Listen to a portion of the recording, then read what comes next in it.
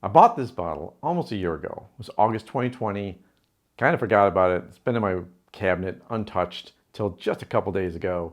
I got my first taste of it, but I think it's time to give it a proper review. What do you think? Let's do this.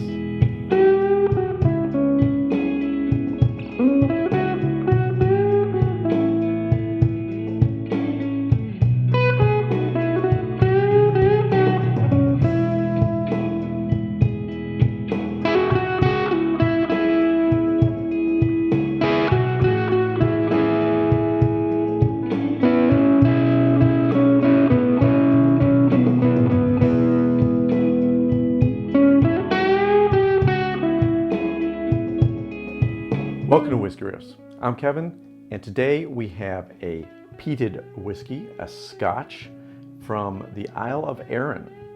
Now, Arran is an old island that has a lot of history. We'll get into that in a minute. This particular whiskey is Machrie Moor, and it is, like I said, peated. And this bottle is actually cask strength, which appeals to me. I like the cask strength whiskeys. This is called the Peated Arran Malt because not all Arran malts are meated. Meated? Because not all Arran malts are peated. This is non-chill filtered, has natural coloring, so nothing to get in the way of the flavor, and at, 56.2% ABV, there's certainly no reason to chill filter this bad boy. It's got enough strength to get through any kind of misting or fogginess that might come with some ice or chilling. So I talked to a friend the other day, and they were a bit confused about Scotch whiskey. They said, isn't all Scotch whiskey medicinal and smoky and what is that called, peated? I said, no, that's not all Scotch whiskey, but there are definitely parts of Scotland where peat is used to malt the barley, and Arran is one of those places where they do that. So the Isle of Arran is close to Islay. It's not right there because Campbelltown is in between those two, and Arran is next, and then the mainland of Scotland. Back in the early 1800s, there was many small stills, early distilleries, not exactly official distilleries, across the island of Arran.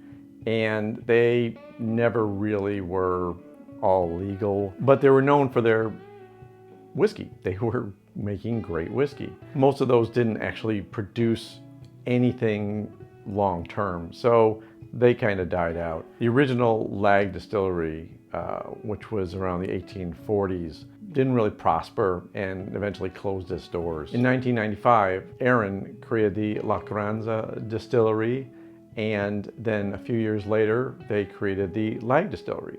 So Lag came back, and this particular expression is produced at the Lag distillery. So in 1998, the first bottle of Arran malt whiskey was produced. It had matured for its 3 years, and it was christened actually by Scottish film star Ewan McGregor. Kind of cool. I mean, why not have Obi-Wan actually open up your distillery, right? Well, not open up your distillery, but, taste the first fruits of your distillery. And in fact, that was the first legal dram of whiskey produced in that area in over 160 years. So it's kind of a nice success story. So this is a fairly young distillery. Well, I say young. 1995 doesn't seem that far away, but it's freaking 2021, so I guess it's not that recent. God, where is time gone? I don't even know. I'm so confused. It's nothing to do necessarily with time. I just get confused. It's one of my charms, actually. So let's taste this lovely dram.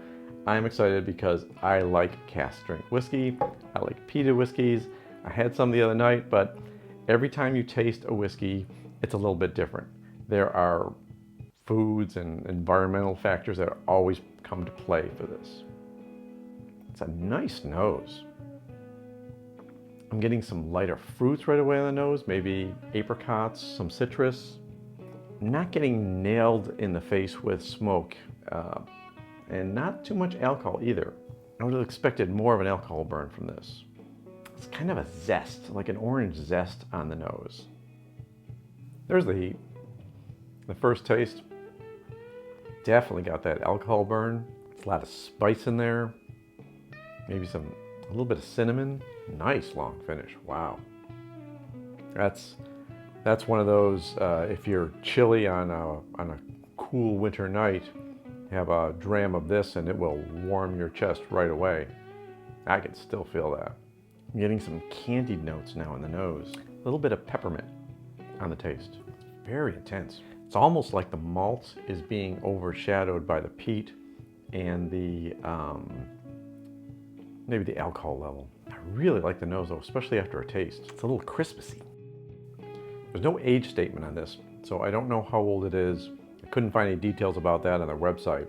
Their website is great though, if you want to look at the history of Arran. Getting a little bit of a grape note too. A little bit of leather note at this point. Let me put some water in this, see what we get. When you have a whiskey that's got this much heat to it and has this much peatiness, it should be able to handle quite a bit of water. Wow, it smells like a bowling alley, maybe bowling shoes. I don't know. It's probably not a selling point. I'm not marketing for them, so I don't. When you're tasting whiskey, when you're nosing whiskey, just say the first thing that comes to your head. Nothing's right, nothing's wrong. The water dramatically changed the spiciness. So now I get the spike of spiciness like in the back of my mouth. I'm gonna put a little bit more water in this, see what it does. I don't know if that improved it for me. But, you know, then again, I'm very used to cast strength whiskeys. Not so much bowling alley or bowling shoes.